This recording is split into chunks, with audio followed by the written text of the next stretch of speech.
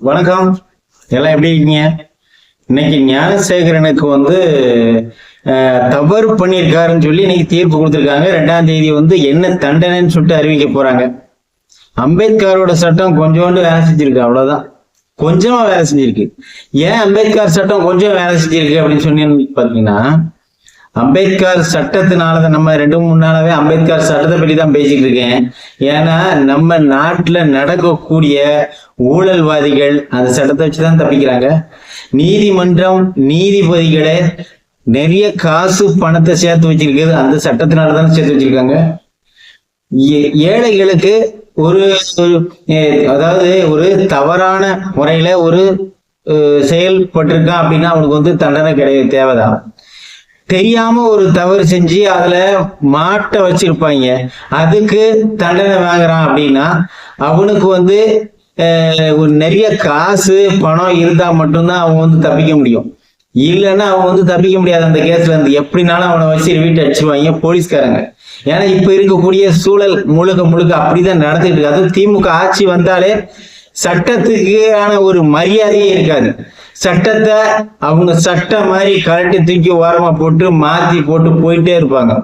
இதுதான் திமுகவோட அரசியல் நாடகம், அரசியல் கட்சியினுடைய அவலம். திமுக கட்சி இங்க ஆட்சிக்கு வந்த அப்புறம் எவ்வளவு பெண்களுக்கு வன்முறை, இவங்க பெண்களுக்கு பாதுகாப்பு திமுக ஆட்சியில அப்படின்றாங்க. எங்க நடக்கும்? தூத்துக்குடியை சேர்ந்த ஒரு பெண்மணி, அவங்க புதுக்கோட்டை பக்கத்துல ஒரு தனியார் கம்பெனில வேலை பார்த்துட்டு இருக்காங்க. ஒரு ரவுடியால துன்புறுத்தப்படுறாங்க. ரோட்ல நடந்து போகும்போது காரை வச்சு ஏத்த வர்றான், அவங்க கீழே விழுந்துடுறாங்க. இதே போல அடுத்த நாளைக்கு அதே போல அவங்கள டார்ச்சர் பண்றான், கேவலமான வார்த்தைகளை திட்டுறான். அவங்க காவல் நிலையத்துல போய் வழக்கு பதிவு பண்றாங்க.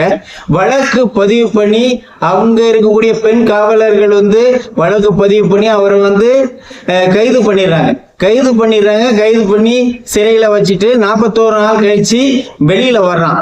வெளியில அன்னைக்கே என்ன பண்றான், அந்த பெண்மணிய கத்தி எடுத்துட்டு போய் வெட்டுறதுக்கு போறான். அவங்க எப்படியோ தப்பிச்சு வெளியில ஓடி போயிடுறாங்க.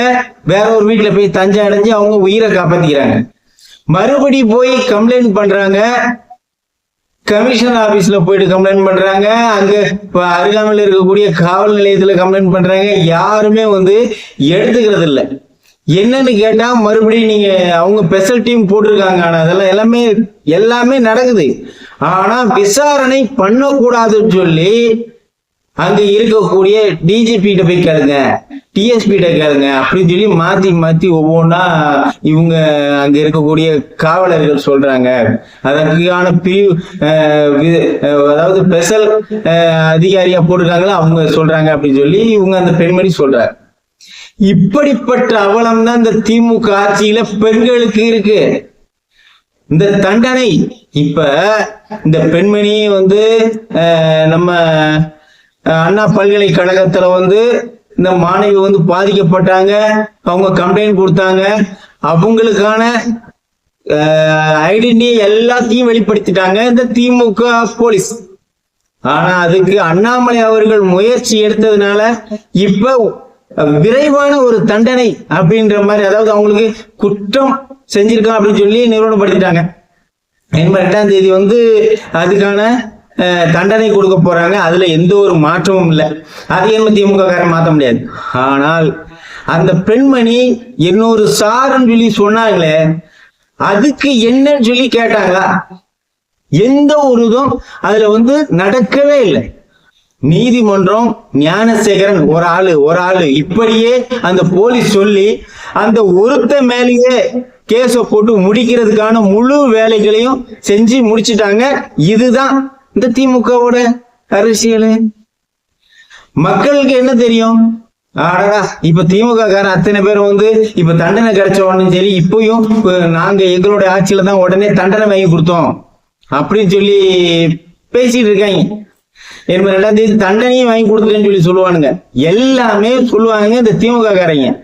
ஆனா இந்த 2வது நபர் சார் யாரு, அதுக்கான என்ன விளக்கம் கொடுத்திருக்கீங்க? இது வரைக்கும் நீதிமன்றத்திலேயே எந்த ஒரு விளக்கம் கொடுக்கல.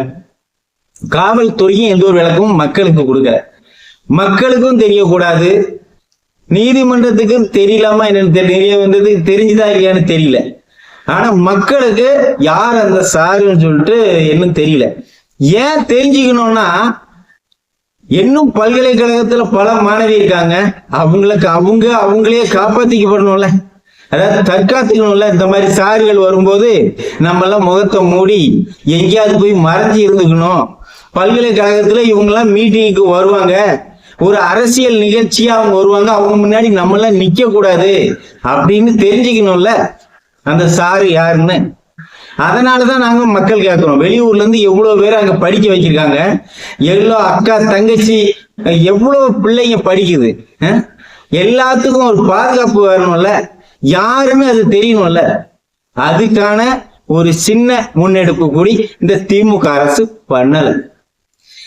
அண்ணாமலை அவர்கள் அதுல எவ்வளோ அந்த கேஸுக்காக அதாவது நிறைய போராட்டங்களா இருக்கட்டும், எல்லா விதமான முன்னெடுப்பு பண்ணப்பறதான் அந்த ஞானசேகரன் அரெஸ்ட் பண்ணப்பட்டது. இல்லைன்னா ஃபர்ஸ்ட் நாள் விசாரிச்சுட்டு விட்டுட்டாங்க. அவங்க சார் சொன்னோன்னு விட்டுட்டாங்க. சார் நம்ம பையன் இவன் அப்படித்தான், அதெல்லாம் கண்டுக்காதீங்கன்னு சொன்ன உடனே விட்டாச்சு. ஆனா அதுக்கப்புறம் இப்ப அவங்க உட சொன்ன சார் என்ன தெரியணும்ல. இப்ப எப்படி மக்களுக்கு தெரியாம போகுது? எப்படி மறைக்கிறீங்க? மக்களுக்கு எதுவுமே தெரியக்கூடாது. திமுக அரசியல் இப்படிதான் இருக்கும். மக்களுக்கு பொய்யை மட்டுமே திமுகவினர் கொண்டு சேர்ப்பாங்க, அவங்களுக்கு நன்மையா இருக்கும். அதுல பொய் கலந்து இருந்து அந்த பொய்ய மக்கள்கிட்ட கொண்டு போய் அவங்ககிட்ட எல்லாத்தையும் சேர்ற மாதிரி பண்ணி வைப்பாங்க. இங்க இருக்கக்கூடிய ஊடகமும் அதுதான், திமுகவோட ஊடகம், திமுக சொம்புகள், திமுக அண்டாக்கள் தான் இங்க இருக்காங்க எல்லாமே. ஏன் ஃபர்ஸ்ட்ல அம்பேத்கரோட சட்டம் கொஞ்சமா வேலை செஞ்சிருக்குன்னு சொன்னேன் பாத்தீங்களா?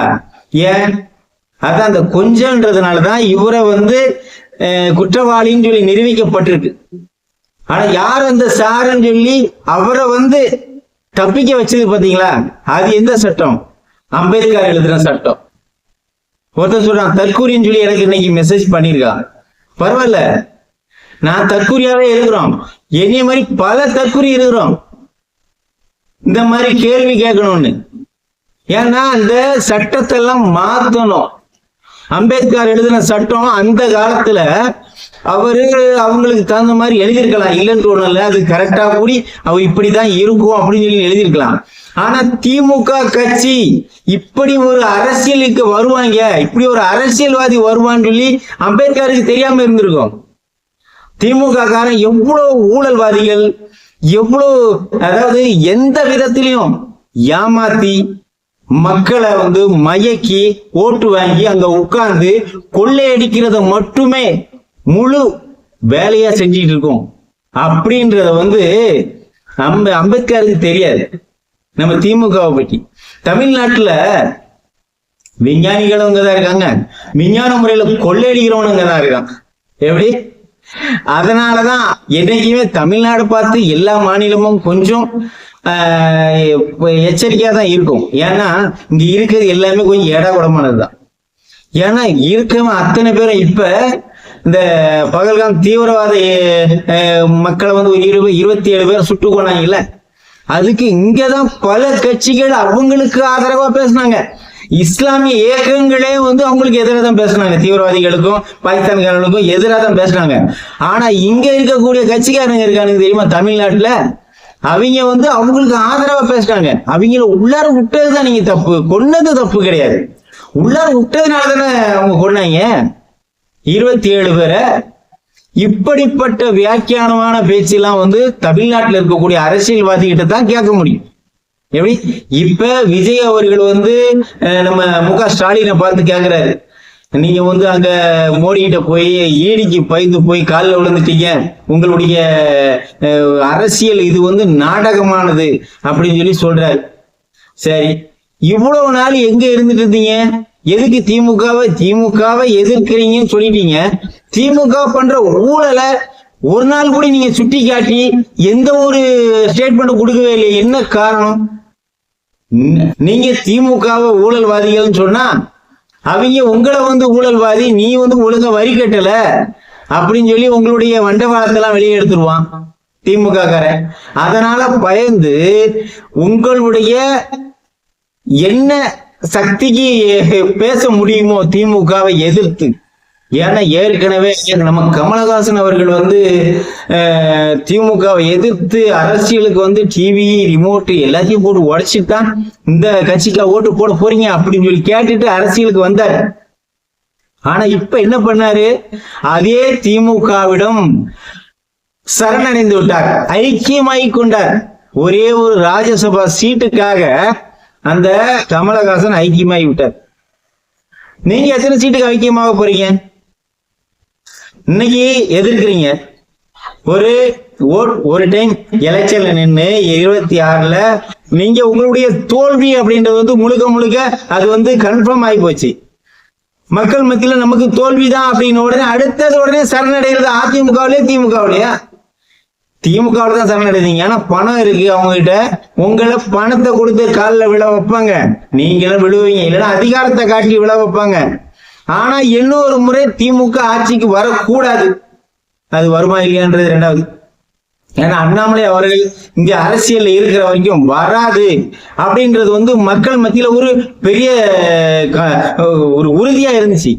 ஆனா அண்ணாமலை அவர்கள் அரசியலை விட்டு விலக்கி வைக்கக்கூடிய சூழல் இன்னும் நடந்துகிட்டு இருக்கு பிஜேபியில. அப்படி இருக்கும்போது வந்து திமுகவோட வெற்றியை வந்து தடுக்கிறதுக்கு யாராலையும் முடியாது. அடுத்த முறையும் திமுக ஆட்சிக்கு வருவதை தடுக்க முடியாது. அண்ணாமலை இன்றை இந்த தமிழகத்துல அரசியல் இதுக்கப்புறம் பண்ணணும்னு இப்போதைக்கு நினைச்சா அது வந்து திமுகவுக்கு சாதகமா தான், திமுகவுக்கு பாதகமா இருக்காது. இதுதான் நம்மளுடைய அம்பேத்கர் சட்டம் வந்து திமுகவுக்கு சாதகமா பல சட்டத்தை எழுதி வச்சிருக்குது. அதுல இதுவும் ஒரு சட்டம்.